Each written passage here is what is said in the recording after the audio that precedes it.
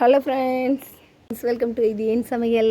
இங்கே பார்த்தீங்கன்னா அந்த அந்த சின்ன குட்டி குட்டி பட்டன் ரோஸ் மாதிரி இருந்ததுல அது எவ்வளோ பூ பூத்துருக்கு பாருங்க. பார்க்க எவ்வளோ அழகாக இருக்குது பாருங்க. அவ்வளோ அருமையாக இருக்குங்க.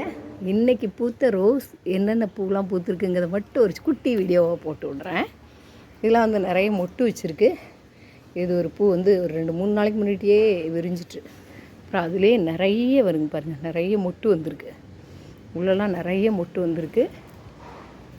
அதுக்கப்புறம் இந்த ஒயிட் ரோஸ் இருக்குல்ல, இது வந்து கொஞ்சம் கம்மியாகிடுச்சு பூ வர்றது. ஆனால் இப்போ மொட்டு நிறைய வருது. அதுக்கப்புறம் இந்த டபுள் கலர் ரோஸ் வந்து ஒரு 2 பூத்துருக்கு. இது வந்து நாட்டு ரோஸ். நாட்டு ரோஸ் வந்து மொட்டுலாம் வச்சுருக்கு. அதுக்கப்புறம் பார்த்திங்கன்னா இங்கே ஒரு நாட்டு ரோஸ் இது பாருங்க.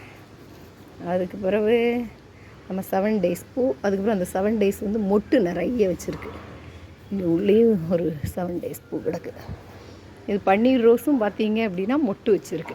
இனிமே பூக்கும். நம்ம அடுத்த வாரத்துலேருந்து நிறைய பூக்கும். நிறைய வந்து பார்த்தீங்க அப்படின்னா சங்கு புஷ்பம் பூத்து கிடக்கு பாருங்கள். எவ்வளோ பூ பூத்து கிடக்கு, பார்க்கவே எவ்வளோ அழகாக இருக்குது பாருங்கள். அப்புறம் ஜாதி மல்லி. இதில் வந்து கொஞ்சம் நான் கடைக்கு பறிச்சுட்டு போயிடுவேன், அதனால் கம்மியாக தான் பூ இருக்குது. கீழே கொஞ்சம் அடியிலொடி இந்த பக்கம்லாம் பார்த்தீங்கன்னா பூ கொஞ்சம் இருக்குது. இதெல்லாம் பறிக்கிற வீடியோ போட்டு விட்றேன். ஏன்னா என் ஃபோனில் ஓவர் ஸ்டோரேஜ், அப்புறம் கொஞ்சம் உடம்பு முடியலை, அதனால் ரெகுலராக வீடியோ போட முடியலை.